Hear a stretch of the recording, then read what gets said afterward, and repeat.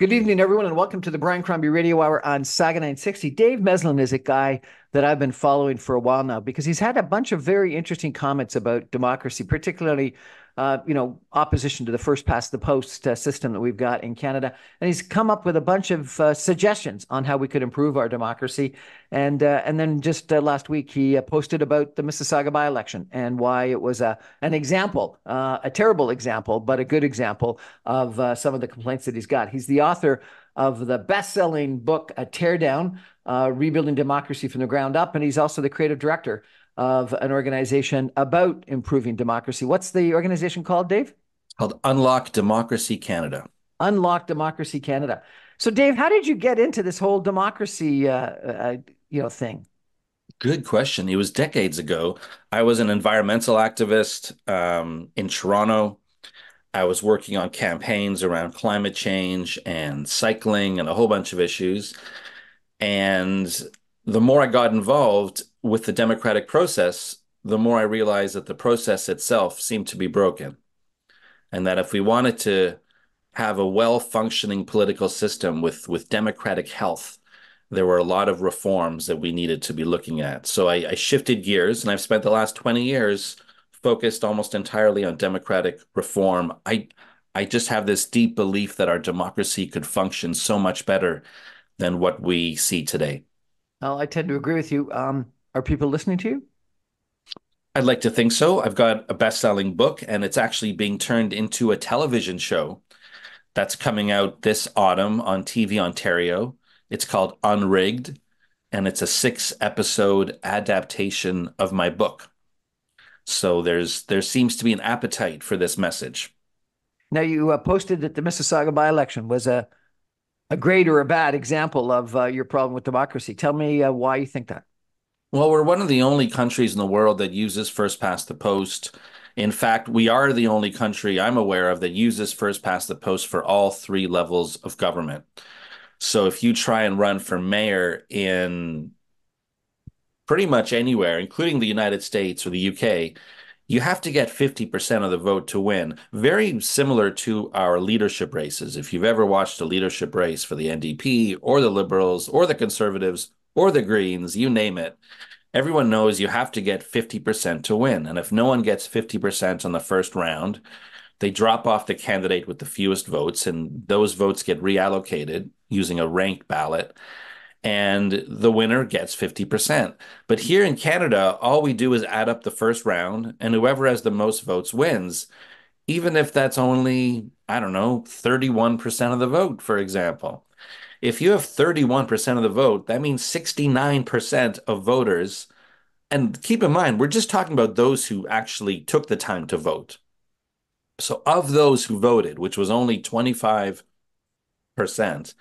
um, Carolyn Parish got 31%, which means 69% did not vote for Carolyn Parish. So what I did with my post last week is I bought 2 donuts from Tim Hortons. I got a colorful sprinkly one, and I got a chocolate one.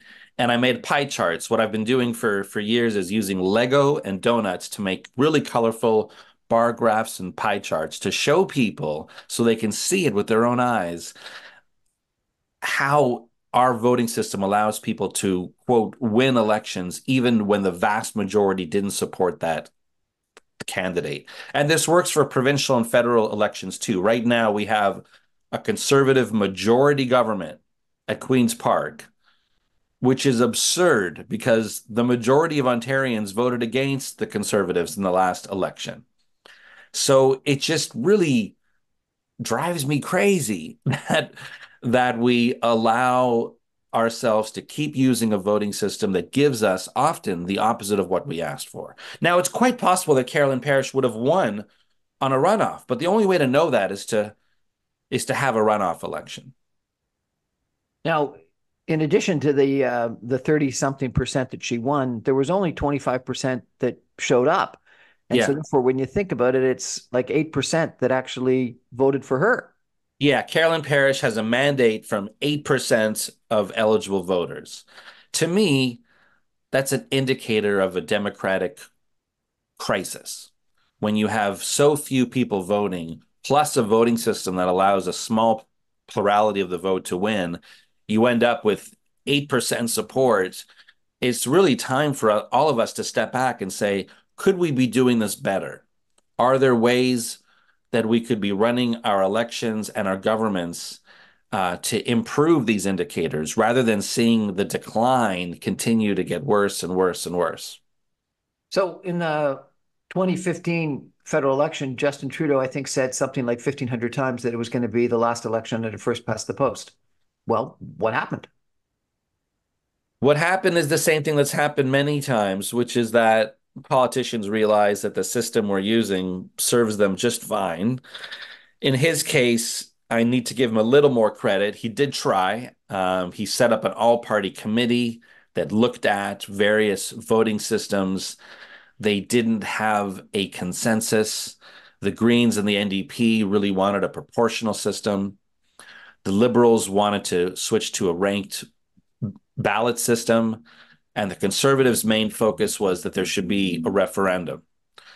So they were all over the board. And I think in the end, he realized that the system he wanted, which is just a ranked ballot, which is something I advocate for strongly at the municipal level, but I don't really think it's the right system for us federally or provincially.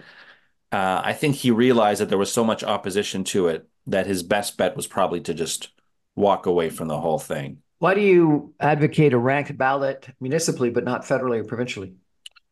The main difference has to do with the existence of political parties. So right now, municipally, we're using first past the post. And there's two ways you could have a proportional system. Proportionality is always the gold standard. All it means is that the outcome should be proportionate to how people voted, which is obviously the goal of any election, right? Um, there's no clean way to do it municipally. You either need to introduce political parties, or you need to move to multi-member districts where instead of having one councillor per ward, you'd have four, five, or six. And both of those paths, I think, are very problematic and bring a lot of negative consequences. So the best we can do municipally is switch to a ranked ballot, which, by the way, the City of London did in 2018, and it went very smoothly. It was a fantastic election, and referendums were held in Kingston and Cambridge that same year about switching to ranked ballots. And in both cities, voters said, yes, we want to switch. We want to get rid of first past the post. We want to switch to ranked ballots.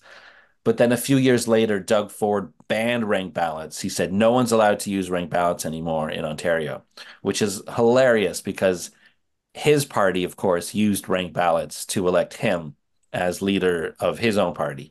But to go back to your question, provincially and federally, there's lots of ways we could achieve proportionality.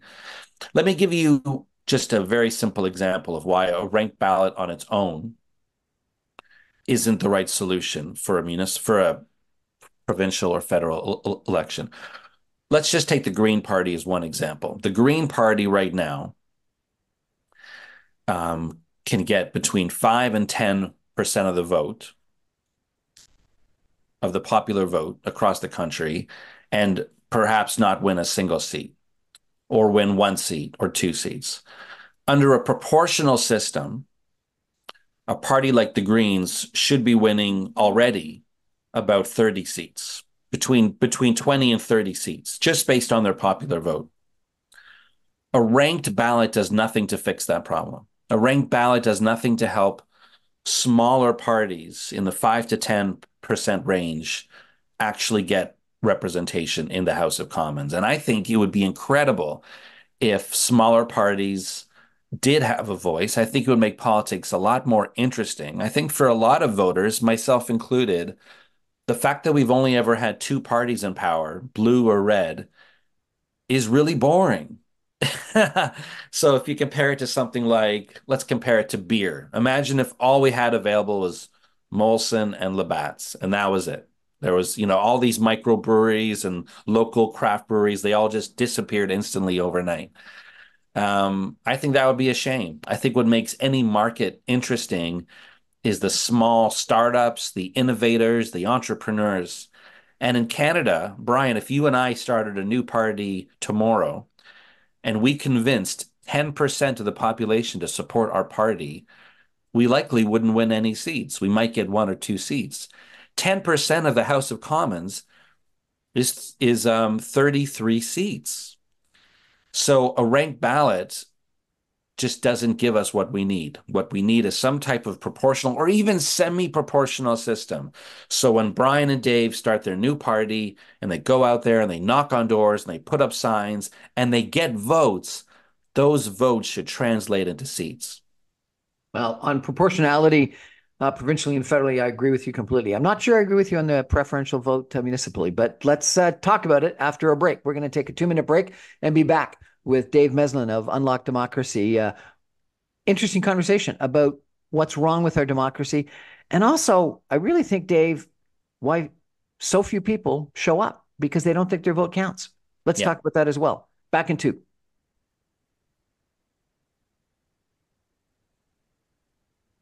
Welcome back, everyone, to the Brian Crombie Radio Hour on Saga 960. My guest tonight is Dave Meslin. He is the author of a bestseller called "Tear Down: Rebuilding Democracy from the Ground Up." He's a democracy expert. He is the head of an organization that is trying to really improve our democracy and the way that we vote in Canada.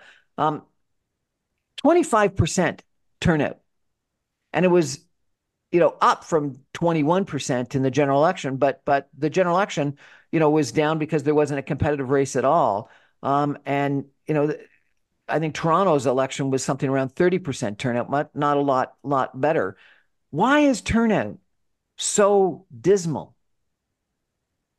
I think there's lots of reasons, and it goes all the way back to the way we teach civics in high school, for example. I think a lot of people don't really have a good grasp of what government does and the difference between municipal, provincial, and federal.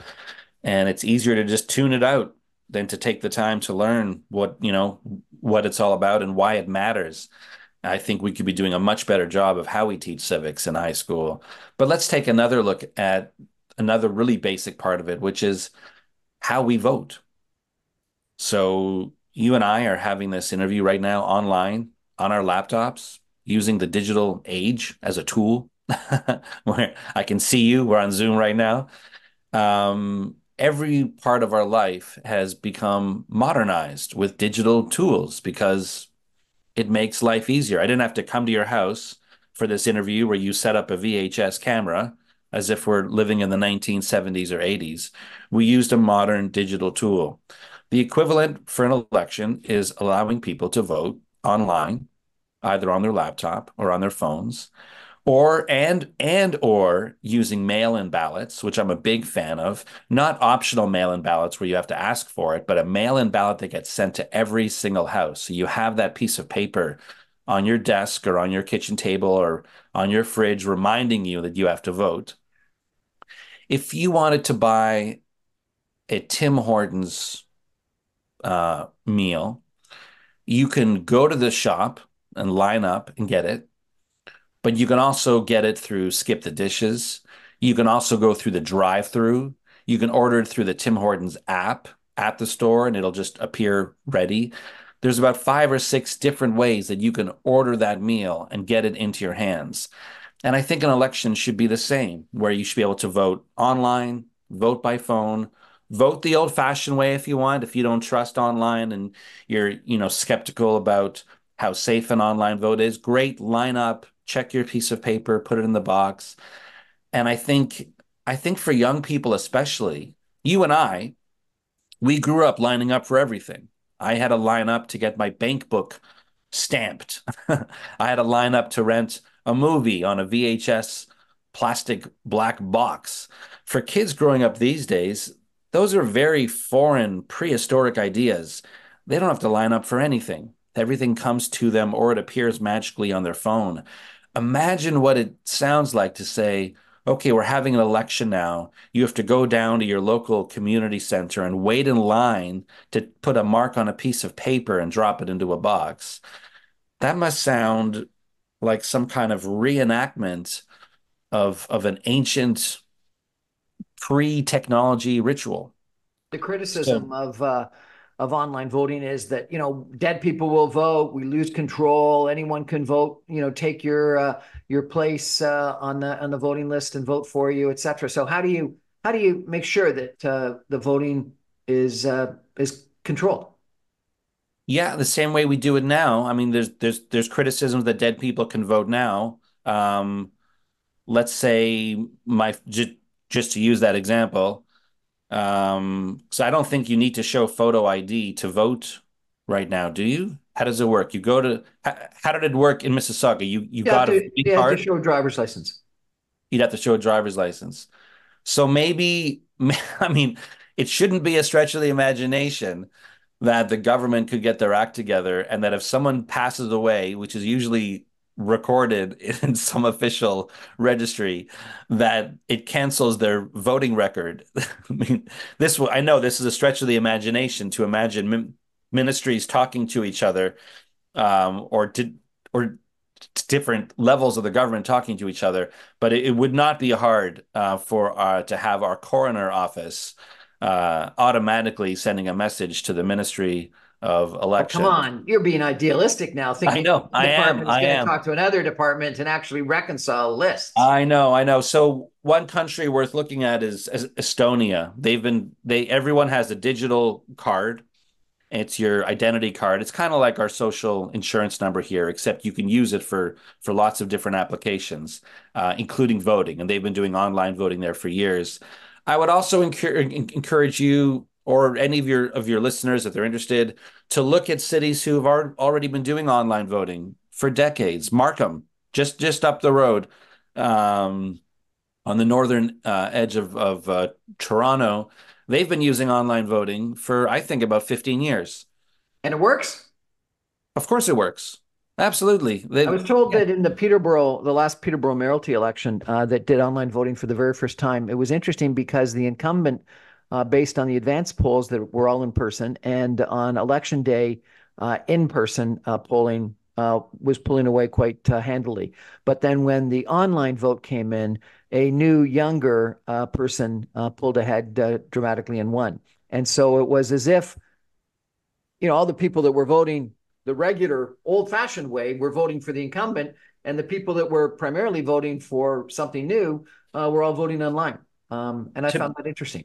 yeah, to me that proves that there is a demographic out there that prefers to vote online. And as you said, it's a younger demographic. Absolutely. But Brian, let me ask you, how do you do your banking? Do Online. you, yeah, exactly. And think of all of the safety and security measures that have to be in place to make sure that I can't access your money, that I can't access a dead person's money, that people can somehow uh, infiltrate accounts or imposter. Um, it works though. It works. I do all my banking online, and I consider it to be very safe. No one hacks into my account. No one's ever stolen my money. There are technical things we'd have to figure out, but I have no doubt that in this modern society where we can send people to the moon, that we can figure out how to vote online safely. You posted also recently this idea of having 16, 17-year olds vote. Yeah, What do you yeah. think of that? I'm a big fan of expanding the voting age down to 16, and I'll tell you why. It's not because that I think that everyone at 16 is ready to vote. It's because I think that at any age, everyone isn't ready to vote. And any age we pick is going to be arbitrary to some degree. I know people my age who aren't ready to vote, who don't take the time to read the platforms, don't have well formulated opinions. Um, the reason I think we should lower it is twofold. First of all, there is scientific data out there that breaks um, mental formation, brain formation into what's called hot cognition and cold cognition. Hot cognition is making a decision really rapidly in the moment. You don't have a lot of time to think about it, and you're being impacted by peer pressure. And the data shows that 16-year-olds are not good at hot cognition. And I think we all know that. Cold cognition is if you give someone information to think about, and they have time to look it over and come to a conclusion at their own pace, on their own schedule. The data shows that 16-year-olds have the same capabilities as a 30, 40, 50-year-old. And that doesn't surprise me at all, because when I sit down and talk to a 16-year-old, take them out of their own social context and their own, quick-paced world of swiping and TikTok and have a normal conversation with them, they're incredibly mature. But here's the reason that really, really excites me. If we lowered the voting age to 16, we would be introducing voting at high school years when, number one, you're taking civics class. It would make civics class way more relevant and interesting. But number two, you'd be voting in your local riding at your local school or library with your parents. And there's studies that show that if you vote in your first election, that's all it takes to create a positive habit of voting. So if Brian votes at 16, he is now a voter. And when the next election rolls around and you're 20 and then 24 and then 29, you're going to vote again. But if you don't vote in your first election, you've now developed a habit as a non-voter. And again, you're going to take that into your adult years. So right now, we ask people to start voting right when they've left home. They're in a new city often if you've gone off to university. You're not going to vote with your parents. You're not going to even know where the local library is or the local community center. You don't have any connection to the local riding. You're probably not on the voters list because you just moved there. So we almost introduce it in the worst way. The chance of someone voting at 18, 19, 20 is close to zero if they're off at campus. And the chance of someone voting at 16, 17 while they're still in high school, learning civics, and having their parents say, let's go down, kid, we're going to vote together, the chance is enormously higher. So on that alone, I'm a huge fan. And over a dozen countries have already done it. And the experience seems to be very positive. The sky doesn't fall, that's for sure. I think there's two things that I'd like to accentuate. Number one is I think that the education of the people, the discussion that you would have in the civics classes, the discussions that you'd have in the schools, the probable all candidates meetings that you'd probably have and debates that you'd have in the schools, I think would be incredibly beneficial, such that the students might actually end up being the most educated voters that we'd have, not necessarily what some people fear, which is the uneducated voters. I Right. think that the political parties, the candidates would, and the teachers of civics, et cetera, would ensure that they were incredibly well educated. I think, in addition, the alternative is terrible. So with a 25% turnout in Mississauga, there's Mhm. some pollsters that have taken the demographic analyses of federal and provincial elections of ages and applied it to the 25% turnout in the municipal election and suggested that that means that there was probably over 50% of people over the age of 60 that voted and under 5% of the Right. people under the age of 30 that voted. Under Wow. 5%. That's the only way you get to a 25% average turnout, is to Wow. take young people down dramatically, because based on all the studies, older, particularly homeowners, tend to vote above 50% turnout. Yeah. So if we're only getting 5% turnout or less of not just people that are 18, but people under the age of 30, that's terrible. It's terrible. It's terrible. People fought for democracy. They died for democracy. It's something to be cherished. It's something we should be proud of and excited about. And when only 5% of a certain demographic are taking advantage of it, why wouldn't we explore alternatives? Why wouldn't you try online voting? Why wouldn't you try lowering the voting age? Why wouldn't you try improving our civics education? Our civics education right now is we do a little bit in grade 5, and then we do a half credit in grade 10 with no training whatsoever for the teachers.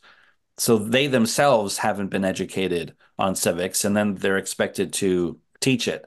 You could do a full credit in every year of high school, because you could do it a full course on municipal, a full course on provincial and federal, a course on budgets, a course on how legislation works. There's so much we could teach kids, and all we're doing is a half credit in grade 10. That's it. And then we wonder why people don't understand how democracy works.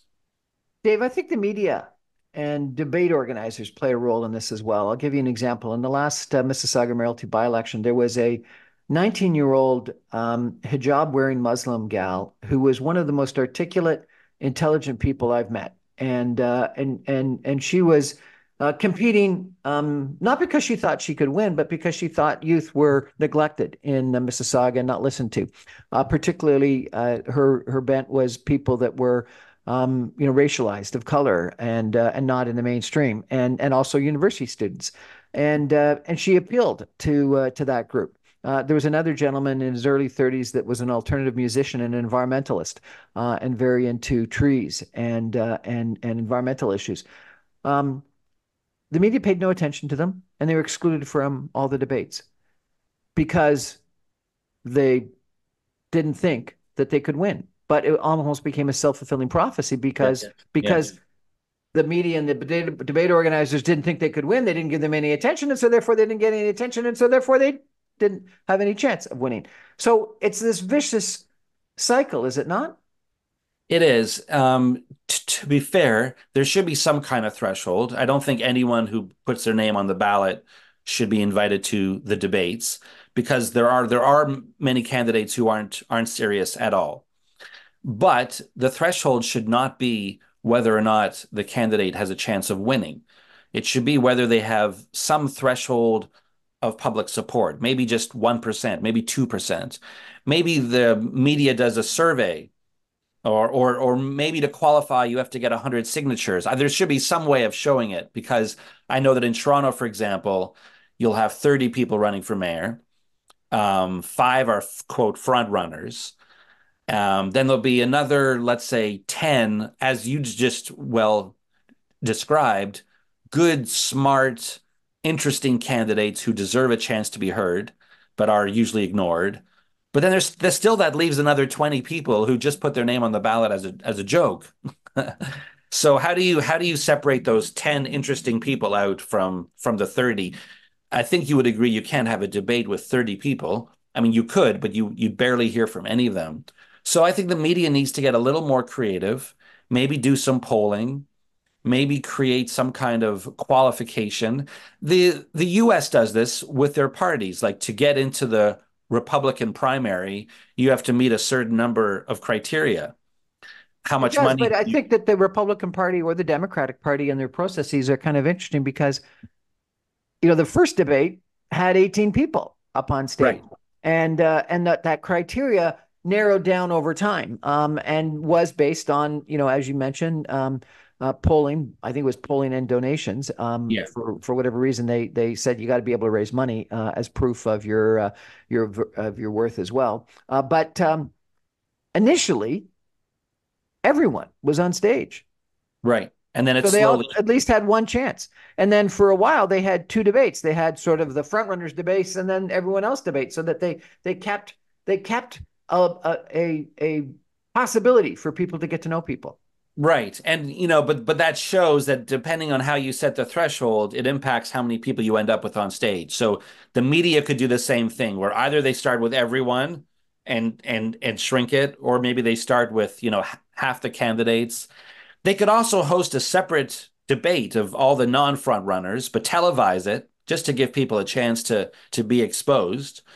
There's lots of creative ways they could do it. The way they do it now is very lazy, very exclusionary, and I think it's unfortunate because it robs the voter of the opportunity to be exposed to interesting candidates. I think it robs the voter of the opportunity to be exposed, but I also think that it by definition means, just like your example of the Green Party that had support between 5 and 10%, and so it may never have gotten to 50%, but there were a certain number of people that supported them, and they wanted to go out. They wanted to be part of the electoral process, and if you by definition say you got no chance of winning, then they're going to say, well, why should I bother showing up then?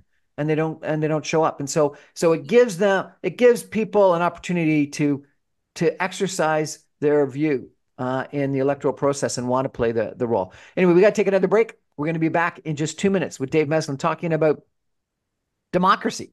And frankly, is it broken? And some of his ideas on how to fix it. Stay with us, everyone. Back in 2 minutes.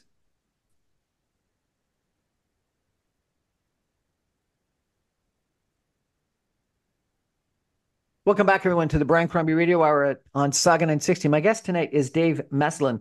He is the author of the bestseller, Tear Down, Rebuilding Democracy from the Ground Up. And he runs an organization. What's your organization called and what's your website, sir? Website is unlockdemocracy.ca. And And the you're the group creative is, director of it. that's right, that's right. Excellent. And we've been talking about the Mississauga by-election where we had 25% of the people turn out, and the victor just got over 30% of the public popular vote. And so therefore, only 8% of the eligible voters actually elected that individual. And based on not this election, because I haven't seen the analysis broken out for demographics of this election, but demographics for other elections that have been done would suggest that the turnout of young people was below 5%, and that young people being 30 and under, and that the turnout for people the age of 60 and over was over 50%. And so therefore, it's primarily older property owners that are electing this. And so I really wonder, how we can ensure that people that, maybe renters, maybe young people, feel a part of the electoral process. And one of the suggestions that's been made at times is referendum, municipal referendum. And, one of the issues that has been talked about a lot in Mississauga in the last 2 years is this idea of Mississauga separating from Peel. And people really got emotional about it, both pro and con, frankly. Some people thinking that there's a lot of rationale to separate out from Brampton and from the balance of Peel, and other people that thought, no, this is going to be inefficient and will cost us money, and our taxes are therefore going to go up. Is that an issue that maybe rather than being decided by the premier and or one mayor should be decided by a referendum? It reminds me of the 1997 referendums in Toronto, which was about amalgamation. It was the opposite. It was, should we merge? And residents in York, East York, Scarborough, Etobicoke, and Toronto and North York were all asked, should we merge into one city or should we stay as six separate cities? All six cities voted no against the amalgamation. And then Mike Harris amalgamated them anyway. I think referendums are a very positive tool to be used. You have to be careful when you use them. And every issue isn't necessarily appropriate. And the design of the referendum really impacts whether the process will be healthy or not. For something as complex as dissolving regional government, you'd want to make sure that people really understood the issues. I think we all remember the Brexit vote in the UK and how many people afterwards, with the joke was that the day after Brexit, the number one Google search term in the UK was what is the EU? Right after voting to separate from the EU. So you wouldn't want to have a rushed referendum where voters in Mississauga didn't fully understand the consequences of leaving Peel. But what if you could educate them, why wouldn't you just send that question to the people? And I think there's so many questions we could send to the people. And Brian, there used to be a real culture of municipal referendums in Ontario. I don't know what the data is for Mississauga, but I know that in Toronto, they used to have referendums, multiple referendums every single year, between 5 and 10 referendums, all through the 1920s, 30s, 40s. The number went down and down and down to the point where the last referendum in Toronto was that referendum in 97. There hasn't been one since. In fact, Amalgamated Toronto has never had a referendum. There's so many questions that city council could say to themselves, well, instead of us trying to figure this out, why don't we just go back to the people who elected us and ask them, do they But want what's the argument against having referendum? Like, it doesn't make any sense to me that you wouldn't want to have them. the argument against it is let's take an issue like casinos. I'm just randomly. Should we have a new casino or not? The advantage of having it at a city council meeting is that people can stand up one at a time, make their points, have their arguments. They can ask questions to staff. They can read the staff reports. They can move motions, they can move amendments, they can, through a collaborative process of face-to-face dialogue and deliberation, they can try and come to some outcome that might take them many days of discussion. Whereas a referendum just puts the question yes or no into your hands and my hands, and we might not be exposed to all the arguments. We might not take the time. You can't move a motion to amend on an amendment. It's very binary. It's very clunky. It's just yes or no. So there's less conversation. It's less deliberative. But I think a casino is a great example where if you were going to take the time and you'd have to mail out kind of information to all the voters that has the pro and the con. You'd want to have strict rules about how much the yes side and the no side can spend on advertising, because obviously the yes casino side has way more money behind it because the casino company is going to fund the yes campaign. And those who are concerned on religious grounds or social problems related to addiction, for example, and poverty, they don't have the same financial resources to compete buying billboards, for example. So maybe the Yes campaign, puts billboards up saying vote yes for the casino, and a coalition of nonprofits who are very concerned about how it would impact the most vulnerable people in the city. They can't afford the billboard. So there are reasons why you don't want to throw everything to a referendum. Also, you don't want to burn people out. Brian, you know how many decisions councils vote on?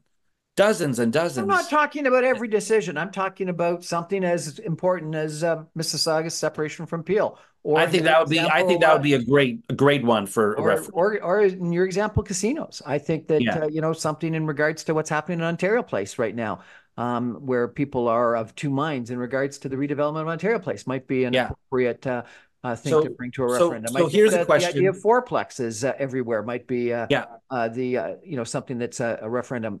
I think the 1988 federal election was effectively a referendum on free trade, and we had a pretty important, if not critically important, issue that was put toward the people. And Brian Mulroney was arguing for free trade. And there were 26 volumes of the Macdonald Royal Commission that were done to study it. They traveled across the country. John Turner, who was the leader of the Liberal Party at the time, was arguing that it was going to be the death of Canada and a sellout to the United States.